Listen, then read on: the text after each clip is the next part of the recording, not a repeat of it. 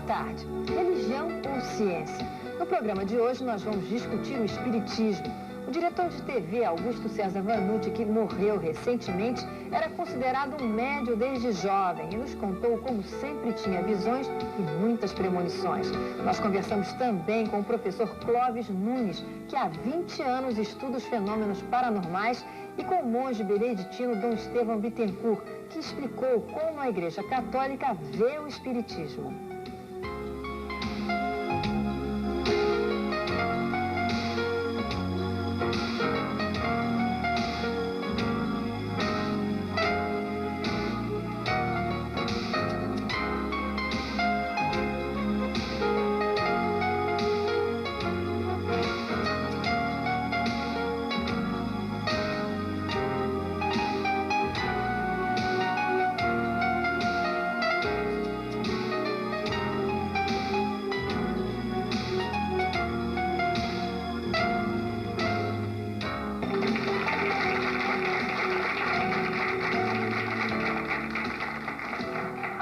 Confusão a respeito do que seja o espiritismo. Para muitos é uma religião, para outros uma ciência.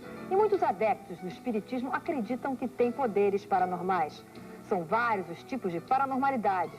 Uns dizem que falam com os mortos, outros que podem tocar fogo em objetos, prever o futuro ou teletransportar coisas. As pessoas envolvidas com o espiritismo acreditam que todos nós temos poderes paranormais.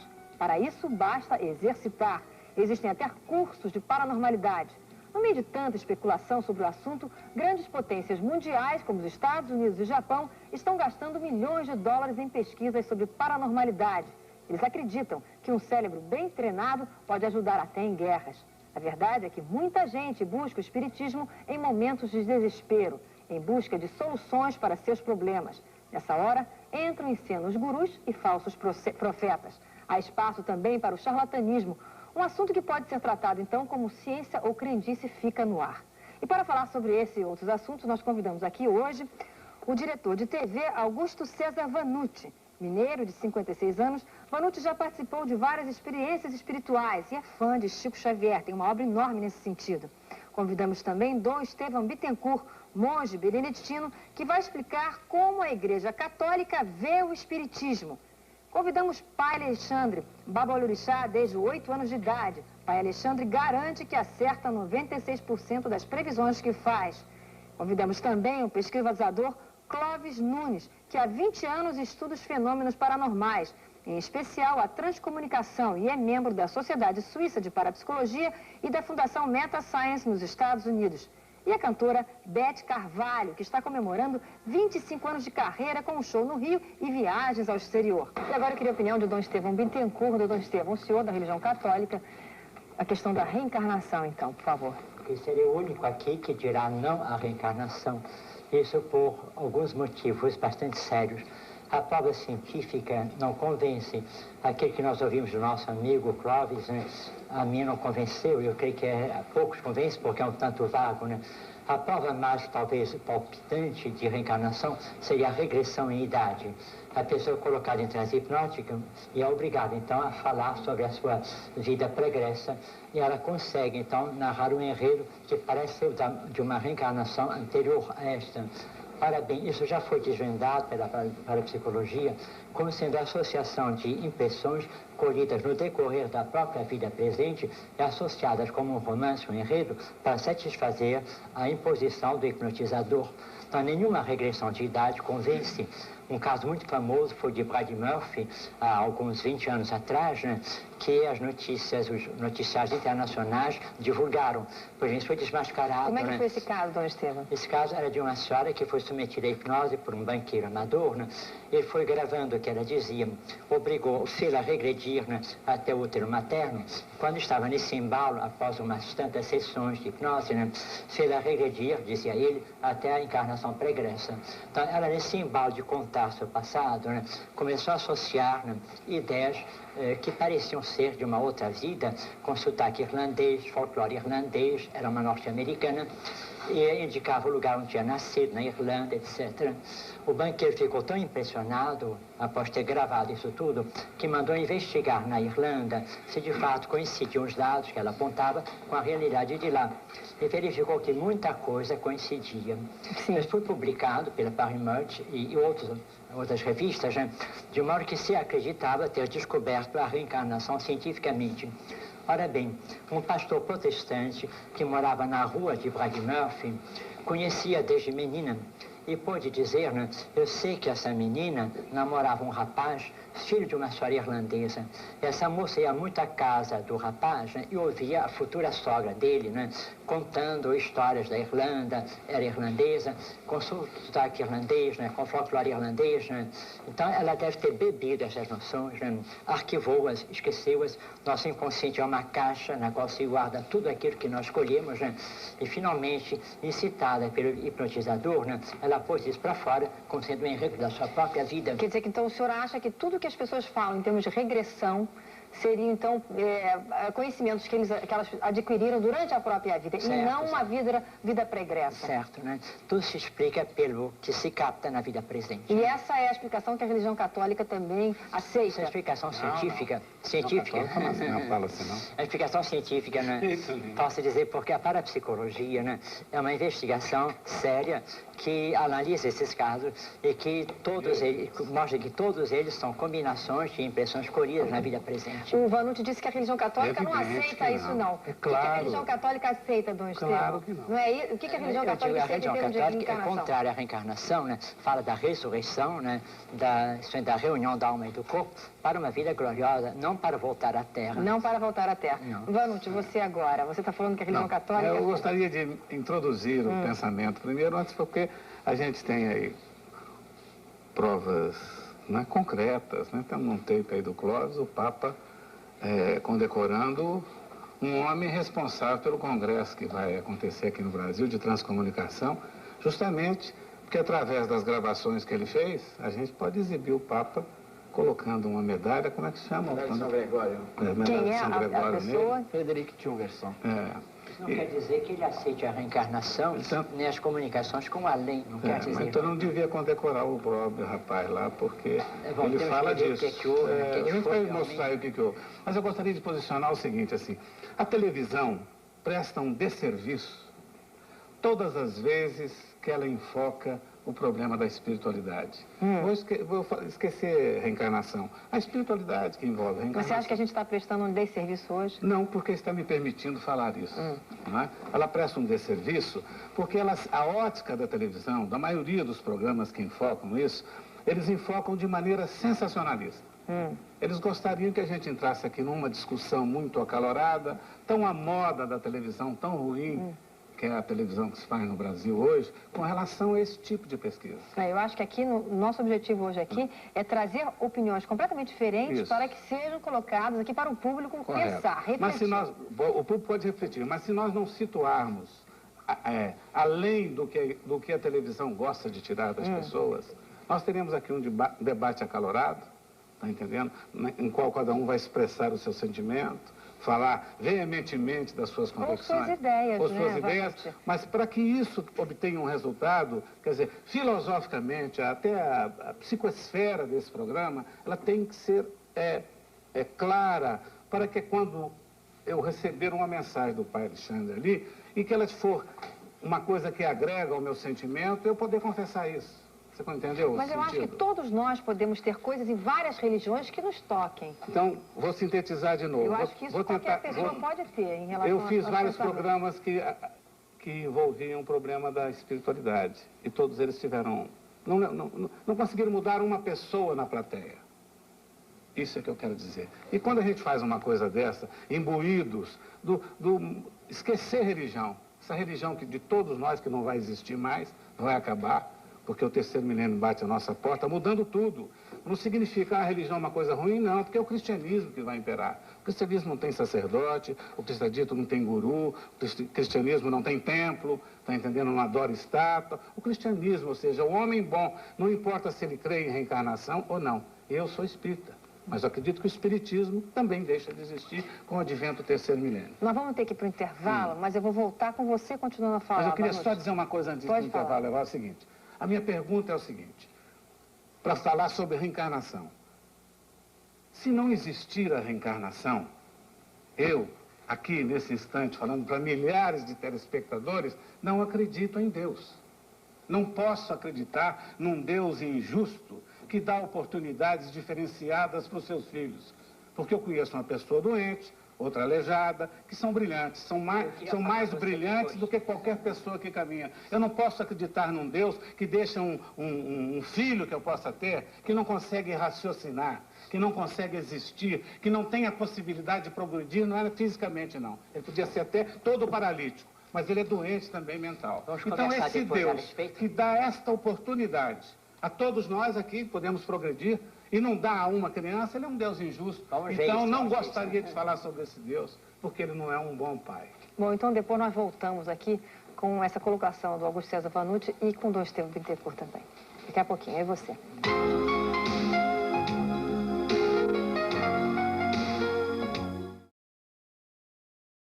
Aqui, já voltamos agora, gente. O negócio é o seguinte, ninguém parou de conversar aqui sobre esse assunto, o Vanucci acabou, o público aqui estava se manifestando, mas eu volto para você, Vanucci. Você estava falando que um Deus assim seria um Deus extremamente injusto, porque daria oportunidades muito diferentes para os seus filhos. Eu repito agora, plena convicção, como um cristão que eu sou, independente de religião, porque a religião só tem atrapalhado os homens através dos tempos. Eu sou espírita, tem sido nefasta, porque ela tem sido sócia das grandes guerras, ela tem sido sócia do capitalismo famigerado. Eu estou atacando a minha religião. Sócia do capitalismo famigerado. Eu estou falando do homem cristão, do homem que ama o seu semelhante. Mas esse homem cristão não está em todas as religiões, Vanucci? Não está. Não, Vanucci? Não. Porque o cristianismo independe de religião. Você nunca viu nada, você leu... Em todas as religiões. Ou você leu o Evangelho, lá você nunca viu Jesus dizer, porque o templo, ele diz assim, o templo é o interior. Porque eu adorei, não tem, não tem guru, não tem apóstolo, não tem nada disso. Tem o ser humano. O homem mais importante que está aqui pode ser o mais humilde, não acreditar em nada, mas ele é um homem que respeita o ser humano. Mas vem cá, o Dom Estevam, todo o tempo que você está falando, ele está dizendo que não é assim, que você está atacando. Mas essa religiosidade que está falando, esse sentido cristão, volto a dizer, não existe em todas as religiões. É evidente que não. As religiões têm sido o exercício do mando, da dominação, da força. As religiões abençoam as guerras. Está falando da instituição, não diga ou isso. dos preceitos que regem, quer dizer, do amor, de amar o Deus, de amar o próximo. O Cristo é diferente, ele se torna diferente. O Cristo é diferente das religiões, porque a filosofia do Cristo é a prática do dia a dia. Sim, e não houve prática até agora? Não, é evidente que houve. Existem pessoas maravilhosas. Na Igreja Católica, um Dom Helder Câmara. No Espiritismo, um Chico Xavier. Uma Irmã Dulce. Existem pessoas maravilhosas. A Umbanda presta um socorro maravilhosa. Uma Teresa de Calcutá. Pessoas que a gente venera e admira. Mas, na verdade, o que eu estou falando é outra coisa. Porque eu não estou falando sobre religião. Estou falando assim, o homem cristão... O homem não. Instituições. O homem cristão independe de religião.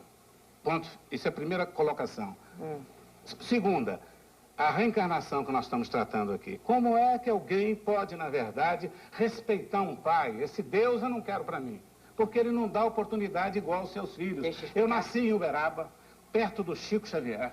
Tive uma família normal, pude me educar decentemente. Como é que uma pessoa que nasce aqui nessa miséria humana, num país que é o Brasil, que se diz país cristão, que a gente olha com indiferença para o sofrimento e para a angústia, como é que um garoto que nasce lá, a gente vê aí na televisão, que a televisão agora expõe o câncer do mundo de 2 em 2 segundos, uma criança, sabe, doente do cérebro, não pode raciocinar, não pode se alimentar. Quer dizer, se esse meu pai, esse Deus que eu acredito que existe, não me passar a reencarnação ou uma coisa de esperança, eu não posso acreditar Você acha que fica tudo sem sentido? Sem sentido a vida. Vinde a mim, pobres pequeninos, todos metralhados, aparece morto pelo Rio de Janeiro. Cadê essa frase? Tá, vamos explicar isso aí. Dom Estevão, o senhor estava querendo colocar, fazer a colocação da primeiro, você está avaliando a felicidade segundo conceitos materiais, saúde, bem-estar, etc.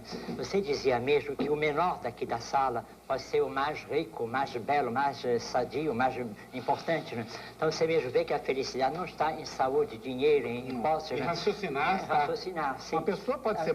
O homem mais importante que eu conheci era um paralítico, ficava doente, as pessoas iam lá e davam conselho ao presidente da República, porque eu vi. Sim. E não tem nada, estou falando raciocinar. Um débil mental que não raciocina, ele não teve a mesma oportunidade que os meus filhos, sabe, conquistaram. Você acha que o raciocínio seria assim... Ué, eu poderia saber quem é Deus, por que eu nasci, quem sou eu, quem é minha mãe, quem é meu pai, o que eu estou fazendo nesse mundo, o que é o nosso planeta, qual a razão de estarmos aqui.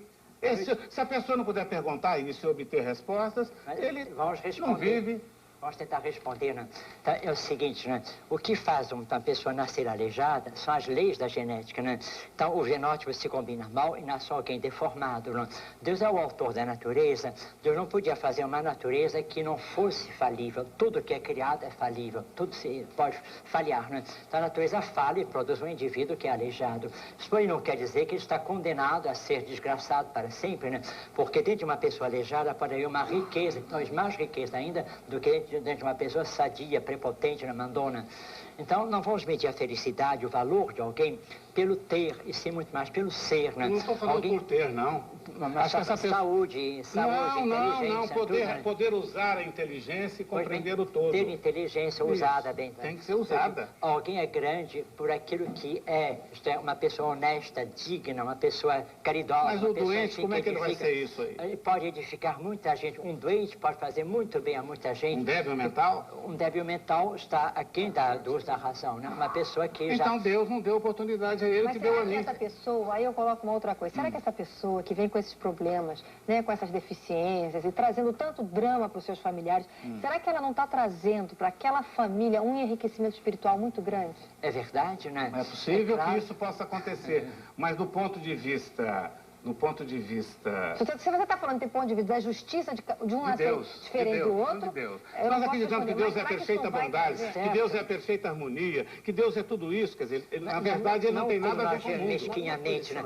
Deus tem uma visão muito mais ampla do que a nossa. O senhor quer dizer que Deus não vai interferir nesse lado humano, quer dizer, da nossa saúde? Humano e espiritual. Porque as causas naturais é que influem na saúde e na doença das pessoas. Mas Deus não está presente nem até nessas causas naturais? Agora, uma seca, uma enchente, um incêndio, são coisas naturais, né? Deus... Mas não tem a mão de Deus aí também? Santo Agostinho dizia o seguinte, Deus nunca permitiria o mal que as criaturas cometem se não soubesse tirar dos males maiores bens ainda. Então, Deus permite que as criaturas ajam, né? As racionais e irracionais, mas nunca permitiria o mal se não soubessem, em sua sabedoria e grandeza, tirar do mal bens ainda maiores. Quer dizer que a gente tem que entender que mesmo o crime pior que aconteça, mais hediondo, tem seu lugar as piores no plano tragédias, de tem um lugar no mundo que vai trazer algum tipo de bem. Perdão, mas isso é uma escapada do meu raciocínio.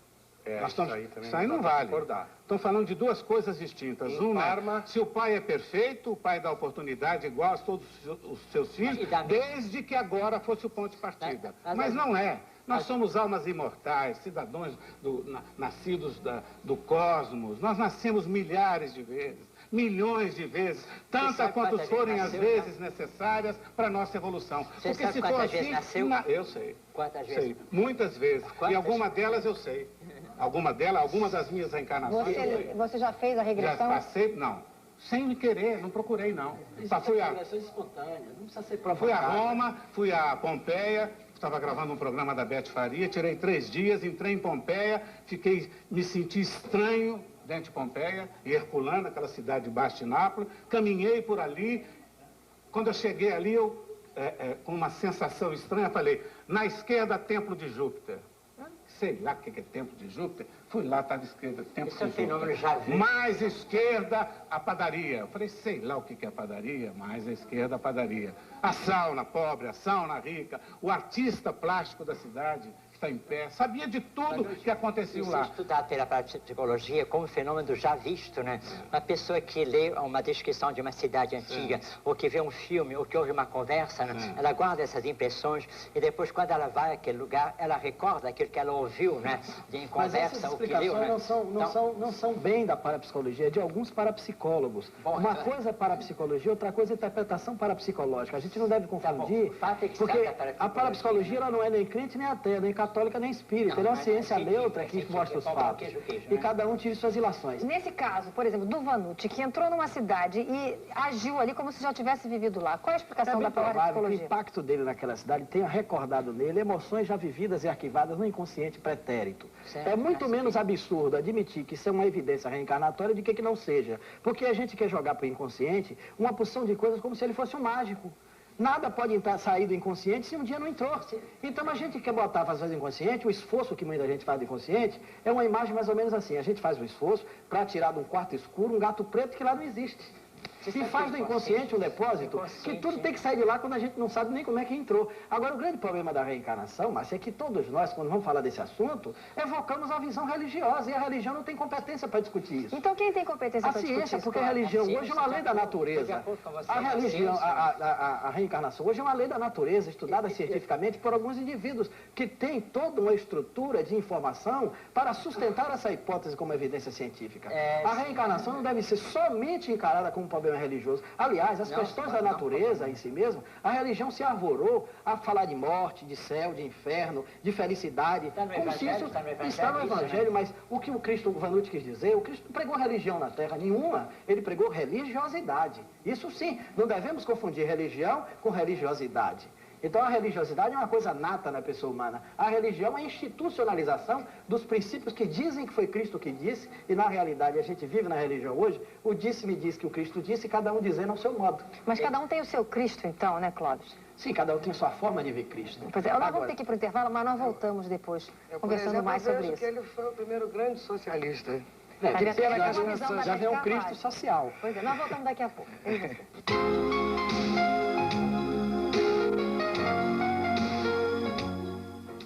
Nós recebemos algumas perguntas aqui. Nós recebemos de Ana Pampulha, de Belém do Pará, perguntando o que você teria a dizer, Vanucci, inclusive sobre o que está escrito na Bíblia, Hebreus capítulo 9, versículo 25. Cada pessoa tem de morrer uma só vez e depois ser julgada por Deus.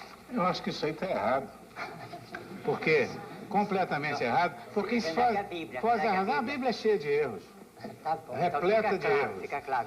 Eu gostaria de ter o Evangelho aqui e poder citar alguns textos do Evangelho. Elas vão se contradizer, porque o próprio Jesus pergunta lá, quem você acha que é esse aí, Elias ou Moisés? Sim. Mas significa que Elias ou Moisés, né, poderia ser João Batista, né? Quem era João Batista? João Batista, interrogado sobre quem era, disse, Elias, não sou. Jesus João disse. capítulo 1, versículo 21. João capítulo 1, versículo 21, né? João Batista é interrogado e diz, não sou Elias.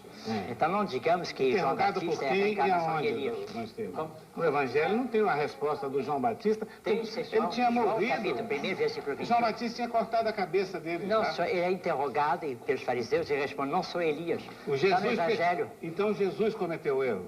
Não, senhor. Porque Jesus pergunta, vocês acham que ele é Elias ou Moisés? Quem dizem os homens que eu sou? Então responde, uns dizem que é Elias, que é Então João a pergunta Batista, de que é Jesus Jeremias, era outros errada. profetas antes. Eu posso acrescentar um argumento nisso aí? A Bíblia diz, E eu por vou exemplo... deixar mais uma aqui também no ar, que Maria Concebida de Abadinha, Uberaba, Minas Gerais, diz, se existe reencarnação, porque os espíritos não denunciam aqueles que matam.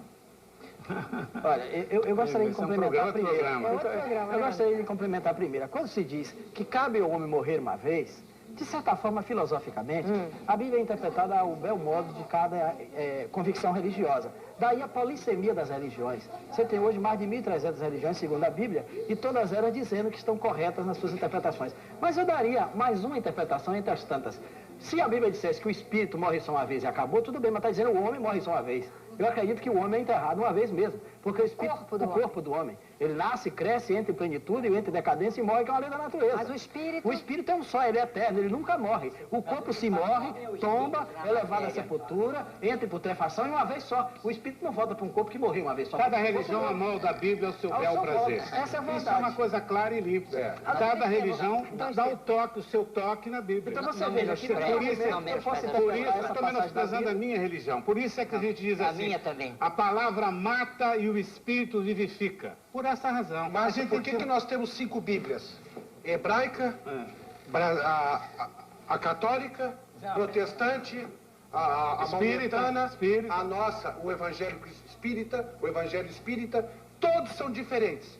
Todos têm certas situações que são diferentes. Nós usamos a Bíblia hebraica e a Bíblia grega, né? Então, é uma só Bíblia. A Bíblia hebraica, o senhor acredita só nas tábuas da lei. Moisés é seu Deus. O Testamento e o Novo Testamento, né? Como é que uma só Bíblia? Deixa eu focar aí aqui na questão de discutir na Bíblia. Acho que nós estamos falando sobre Bíblia. Olha, discutir Bíblia é uma coisa muito boba. Porque... Aí o público lá em casa não vai estar entendendo se todo mundo falar. Mas por que discutir Bíblia é uma coisa que importa tanto? Porque a Bíblia é um livro escrito em línguas mortas, que não se fala mais. Os tradutores traidores traduziram das suas variadas formas. Veio do hebraico, foi para o grego romano, latim, inglês português. E cada um... hebraico, aramaico, sírio, grego, se estuda isso. Martim Lutero achou argumentos contra o catolicismo, protestou, fez o protestantismo e até hoje os protestantes acham que a Bíblia certa é como eles interpretam. Então, Jesus não escreveu nada. Tudo que está ali disseram o que ele disse. 2 dos apóstolos não conheceram Jesus, Marcos e Lucas escreveram sobre a Bíblia mais de 100 anos depois que Jesus foi sepultado. Aliás, essa linguagem da Bíblia... Então é uma linguagem metafórica, parabólica. Essa linguagem que é muito metafórica, Dom Estevão. Isso não leva realmente as pessoas, às vezes, a acharem que tudo ali, então, é uma fábula? Mas nem tudo é metáfora na Bíblia. A coisa é tomar ao pé da letra. Nós temos que estudar os gêneros literários da Bíblia. Ela é como a literatura moderna, onde há romance, onde há fábulas, onde há histórias, onde há crônicas. Então, o gênero literário é uma coisa humana. Então, os antigos tinham seu gênero literário, né, que passaram para a Bíblia, e temos que interpretar a Bíblia de acordo com cada gênero literário que ela contém, né? Existe a profecia, o Apocalipse, existe o Evangelho, existem as epístolas. Então, cada gênero literário tem que ser entendido dentro das regras que o compõem. Mas só de convir que, então, isso dá margem a várias interpretações. Não, ao contrário, né? Claro não, é evidente você não que pode tem entender várias uma parábola como uma história real, né? A parábola é parábola, de antemão você sabe que não é história real. Uma história que não é parábola é história real, né? Então, de antemão, uma alegoria, não é uma parábola, não é uma história real. Então, quem estuda um pouco, jamais diria essas coisas que aqui estão sendo ditas. Desculpem, né? Certo, então vamos fazer uma coisa. Vamos entrar no assunto que a gente está saindo para a discussão da Bíblia. E a gente tinha que falar sobre o que o Clóvis ia falar sobre provas concretas que a reencarnação é aceita pela ciência. Você estava indo por esse caminho, você ainda tem que falar de transcomunicação. A primeira coisa que eu gostaria de dar aqui é a noção de prova. A gente sempre evoca a palavra prova. Certo. Em ciência não existe esse vocabulário para sustentar qualquer hipótese. Em ciência, o que existe são evidências, porque há um axioma científico que diz o seguinte: nem tudo que é verdadeiro pode ser provado, nem tudo que é provado pode ser verdadeiro. Você pode provar com todas as letras que uma coisa é mentira. Então não é a verdade que constitui em si mesmo um elemento de prova, mas a evidência que você tira da verdade. Outra coisa, as pessoas não creem senão naquilo que não querem crer. Porque prova não convence todo mundo, porque se prova convencesse, médico não fumava, porque ele sabe que cigarro dá câncer. E é isso que você então, pode com a o indivíduo pode estar diante da prova da reencarnação e a imaturidade psicológica dele ser reduzida para entender o fenômeno, como Luiz Pasteur viu o micróbio e chamou um colega médico, ele botou o olho no microscópio e disse: não adianta, Pasteur, eu estou vendo, mas não acredito. Ele viu a prova nos seus olhos. Até hoje tem gente que não acredita que o homem foi à Lua. Tem muita gente que não crê. Então não é a prova em si mesmo, é a evidência que você tira da prova. Aliás, há uma evidência. A evidência que constitui os elementos para se constituir a prova. Aí é diferente. A evidência cria os elementos para a probabilidade. Agora, em ciência hoje, existem várias evidências da reencarnação. Quem é que diz que a maior evidência da reencarnação é a regressão de memória? Muito pelo contrário. A regressão de memória não é uma evidência só. A maior evidência são as lembranças espontâneas em crianças, que não tinham, às vezes, nenhum conhecimento cultural no seu meio de habitar, e disseram coisas que até os livros da história seriam difíceis ao acesso deles. Você pode citar um caso? Em muitos casos. O Dr. Ian Stevenson catalogou, quase 2.000 casos. E o Dr. Hemendra Banerjee, na Universidade de Jaipur, da Índia, catalogou muito mais de 5.000 casos de lembranças espontâneas de vidas pregressas. O caso do Bajan Singh, que levou a criança a uma cidade em Trani, ele reconheceu as ruas, os amigos, entrou numa residência, vieram duas senhoras, uma veio na frente e disse, quer dizer que você disse que você é o meu esposo? Ele disse, não, você é minha cunhada. A minha esposa é que está atrás de você. Qual é a prova que você tem que eu sou sua mulher? Ele perguntou. O menino tinha 8 anos. Você quer uma prova pública ou particular? Ela disse particular. Entraram num quarto, de repente ela saiu e disse, não tenho dúvida. Esse desgraçado é a alma do meu marido mesmo. Clóvis, você que deu fala dados de ciência, específicos. Você tem que ter a evidência daquilo então, que conta. Então são casos registrados. Não, esses casos não são valem. hipóteses Contados assim, de modo geral, isso não vale. Todo caso tem que ser comprovado. Você tem que trazer os documentos que provam esses casos. Sim, mas aqui não é um programa para reservar documentações. Aqui estão pessoas idôneas. Eu estive na Índia recentemente, conheço as obras do Dr. Hemendra Banerjee, está traduzida em vários idiomas, incluindo no português. Você sabe de um axioma grego antigo que diz, vulgus vult descipi, o povo quer ser enganado. Enganar é uma coisa gostosa. Então, contar histórias é uma coisa muito interessante, muito gostosa, muito atraente, mas é falso, né? O povo quer ser enganado, a massa quer ser enganada. Mas então o senhor está dizendo que nós estamos aqui tentando enganar o povo só porque nós defendemos a hipótese da reencarnação? E quem sabe que aqueles que negaram a reencarnação não sempre enganaram os povos? Porque se as grandes religiões dominantes dizem que reencarnação existe, muito tapete tem que ser tirado. As religiões não têm interesse que os rebanhos se esclareçam, porque toda religião que tem rebanho tem pastor, e não tendo rebanho não tem os pastores. A instituição vai à decarrota.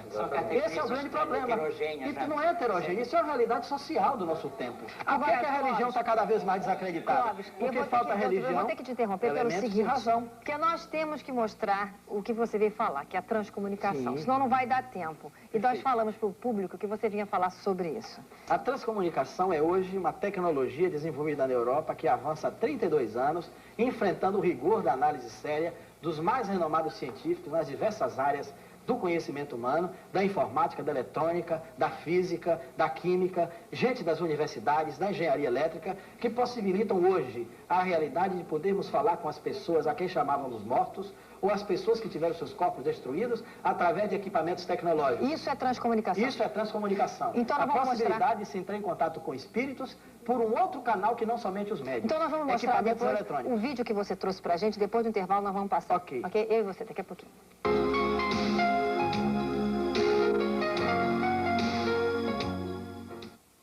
Rádio amador, telefone e gravadores são utilizados em larga escala, não só na Europa, mas em diversas partes do mundo, para poder fazer contato com pessoas falecidas, ou aquelas pessoas que tiveram seus corpos destruídos e que nós tínhamos a impressão que elas se destruíram junto com a mesma substância biológica.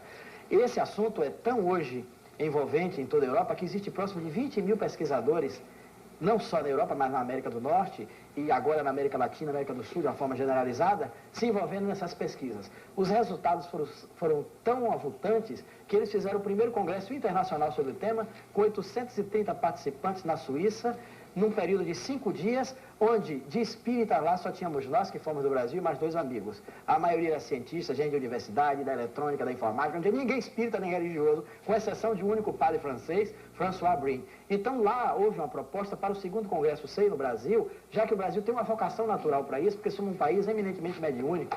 Aqui é um país onde o espiritualismo é muito vasto, onde você tem uma quantidade muito significativa de médiuns e de produção literária na área mediúnica, como também de fenômenos. Agora, os equipamentos eletrônicos no Brasil não são conhecidos para esse canal de contato. Que tipo de equipamento? Às vezes me passa uma certa onipotência das pessoas e uma enorme insegurança ao mesmo tempo, quer dizer, uma onipotência de não admitir que morreu, não admitir a morte, não aceitar. Engraçado, o Espiritismo fala da aceitação da morte, mas ao mesmo tempo não me parece que aceita, não, porque fica o tempo querendo mexer com os falecidos, quer dizer, uma coisa meio onipotente, você não acha, não? Não, eu não acho. Nada a ver com religião. Não, mas é uma coisa... A grande coisa da transcomunicação é que as pessoas envolvidas. Eu acho que é mais uma historinha religiosas. que está sendo contada, de repente. Não, isso, não tem nada disso. Olha, você tem uma ideia, hoje já existem grandes documentários, não só científicos, mas também com evidências até sociais, evidências generalizadas. Por exemplo, ali são imagens captadas por televisão de pessoas mortas. A mãe do pesquisador Klaus Schreiber A primeira imagem, ela quando vivendo sobre a Terra, ali num transvídeo, ela aparecendo depois de morta. A sua esposa, quando vivendo na Terra, na próxima imagem, uma transcomunicação captada na cidade de Arrey. Depois do falecimento? Alguns meses, anos, isso não tem uma data exata, né? É uma coisa que varia. Ali a atriz Romy Schneider, que vai se configurando lentamente o seu perfil de imagem, e ali a gente vê um padre da Igreja Católica, quando vivendo na Terra, e ali ele depois de morto. Ele não veio para dizer que não existia o mundo dos espíritos. Ali a Hannah Bushbeck, uma imagem já em movimento, porque as primeiras imagens eram mudas e fixas, agora com tecnologia desenvolvida já tem um pequeno movimento. Olha o movimento com o rosto, com os lábios.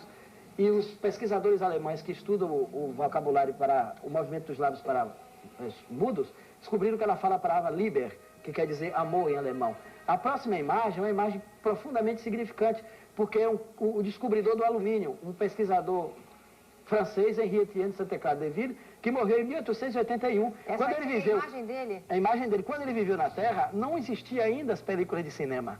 Só existia de fotografia. Portanto, jamais ele poderia ter sido filmado na Terra sem se fosse uma realidade espiritual, ele mostrando-se por um equipamento tecnológico. Agora, você explicar melhor como é que é essa captação. Olha, a captação... Como é que tem corpo, né? Mas os espíritos não vivem descoberto, tem um outro corpo de outra natureza, que não é biológica. O que é que nós sabemos? Com muita semelhança.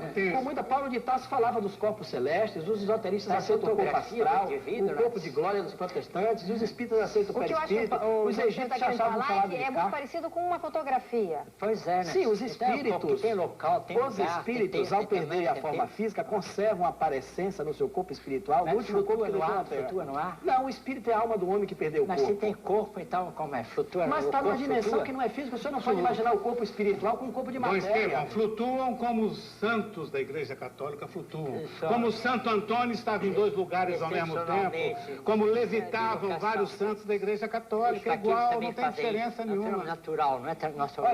Mas é isso, é igual. O problema se os santos da Igreja Católica não existiriam. Não, só que eles fazem isso também. Também fazem, o São espírito faz pouquíssimos os assim. santos que levitam. A levitação é uma coisa muito extraordinária. Mas acontece. Natural, Mas se existe uma, já não é suficiente. Se existe uma, já abriu precedente para outras existirem. Então, Estevão, aqui muita gente coloca assim, por que a religião católica não acredita, por exemplo, na mediunidade, no sentido de que desça um espírito e que fale, incorpore, se os santos apareciam em dois lugares ao mesmo tempo, se os santos, às vezes... Não, não apareceram. Isso é lenda, isso é história, diz que disse, quer dizer que... Não. A bilocação não existe. O Antônio, então, quando ele defendeu o pai dele lá, uma mentira da igreja, então? Sim, Deus pode ter permitido que a pessoa tenha visto, mas não são tantos revelações que aparecem. Fala, Dom Estevão. Ele não respondeu. É o seguinte, né? A bilocação de Santo Antônio é impossível metafisicamente. Você não pode estar aqui e na rua ao mesmo tempo, né? Então, Deus pode permitir que alguém na rua veja mentalmente, em sua mente, né, a imagem do santo, mas o santo não se transpõe para lá, né? E os milagres, Dom Estevão? Os milagres são outra coisa. Os milagres não tem nada com o espiritismo, né? O milagre é a transformação de água em vinho, é a ressurreição. Mas não são fenômenos também, se a gente for analisar, se tirasse a religiosidade dos milagres e olhar como fenômenos, não seriam fenômenos fantásticos? Fantástico, mas a parapsicologia hoje compreende a alma humana como alguma coisa muito poderosa. O inconsciente humano, movido pela sugestão, é capaz de mostrar coisas que a gente não imaginaria. Então, não são milagres. O que outrora se chamava milagre... Ninguém está falando de milagre. É terrível. Milagre é uma coisa que não existe. Milagre existe, mas não é. Já está perdendo tempo com uma coisa que não devia ser motivo da nossa conversa aqui. Então, Estevão...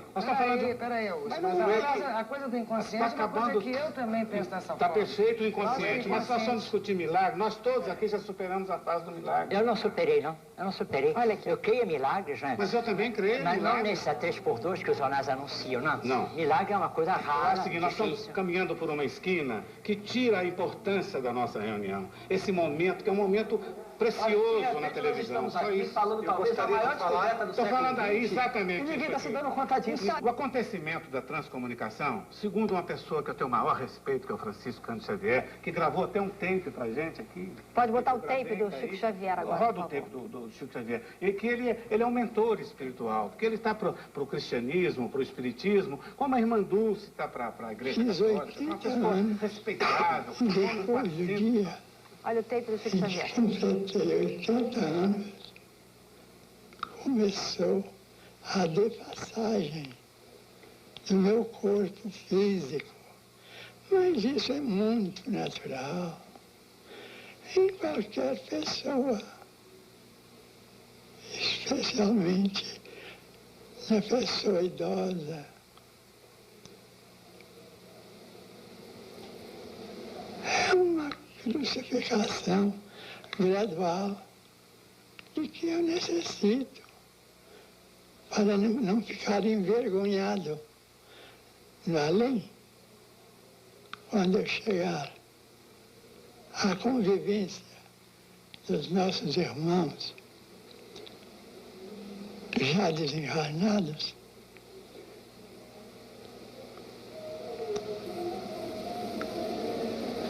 Eu quero não sentir vergonha de nunca ter sofrido, mas para mim isso não é sofrimento.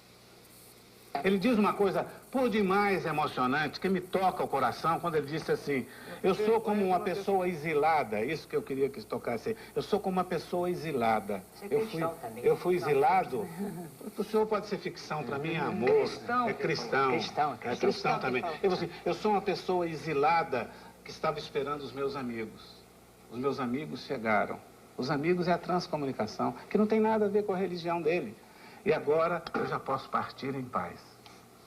Essa é a mensagem que ele passa para o Congresso. Porque, segundo o próprio Chico Xavier, é mais importante do que a descida do homem na Lua, a transcomunicação. Muda o conceito de religião, muda o raciocínio das pessoas. Nós vamos saber que nós temos que nos preparar. A morte não existe, que isso é uma passagem. É por isso que vai ser cristão, essa é cristão. Ser cristão. Então o objetivo desse congresso, esclarecer, né? Passar para as pessoas o terceiro milênio, que é um mundo novo. Nós vamos ter que ir para o intervalo.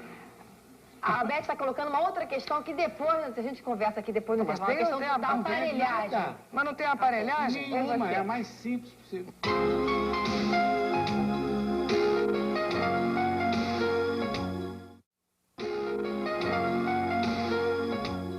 E agora eu vou conversar com a Sueli Aparecida de Farina. Ela é psicoterapeuta, mora aqui em Santa Teresa. Como vai, Sueli? Tudo bem, Márcia. Sueli, você então acredita em reencarnação? Acredito, sim. E tenho, através do Vanucci, recebi uma mensagem psicografada na peça Além da Vida, a qual eu estava para tentar o suicídio. E por essa mensagem, ela conseguiu contato com a minha avó. E, vamos dizer assim, eu não tentei e hoje eu sou uma pessoa que acredita em reencarnação, acredita no espiritismo e fico muito feliz em vê-lo porque foi uma pessoa que vamos dizer assim, me ajudou. Eu não o conhecia, eu nunca tinha tido contato com ele e eu recebi essa mensagem através do Augusto César Vanucci. A mensagem da minha avó, falecida há mais de 20 anos, a minha avó paterna, em grande aflição e me auxiliando através dessa mensagem. Quer dizer, ela disse coisas que só ela poderia saber para dizer para você? Só ela que poderia saber coisas da minha vida, o que estava se passando, o porquê da minha depressão, o porquê que eu estava naquela crise, que jamais ele poderia saber, porque eu não conhecia, eu nunca tive nenhum contato assim, não conhecia o Augusto César Vanucci. Inclusive, ele recebeu a minha avó também, no centro, em Gramacho, onde eu tive a certeza, através de dados que ela colocou, coisas da minha infância, que ele não poderia saber, coisas da minha infância. Coisas assim, até de brinquedos, de bonecos, que eu colocava em dúvida, porque eu estava muito assim desesperada, então eu queria ter certeza de tudo que estava se passando. E realmente eu tenho certeza hoje, era minha avó. Através do Augusto César Vanucci, eu tive essa comprovação. Muito obrigada pelo seu depoimento aqui. Eu agradeço a vocês todos. Tá aí, uma boa noite. Uma boa noite para você. Obrigada. Eu quero então agradecer as presenças dos nossos convidados, Augusto César Vanucci, do monge beneditino Dom Estevão Bittencourt, do Babalorixá Pai Alexandre de Ogum, do pesquisador Clóvis Nunes e da nossa querida cantora Beth Carvalho. E amanhã estou esperando por você, aqui de novo, eu e você.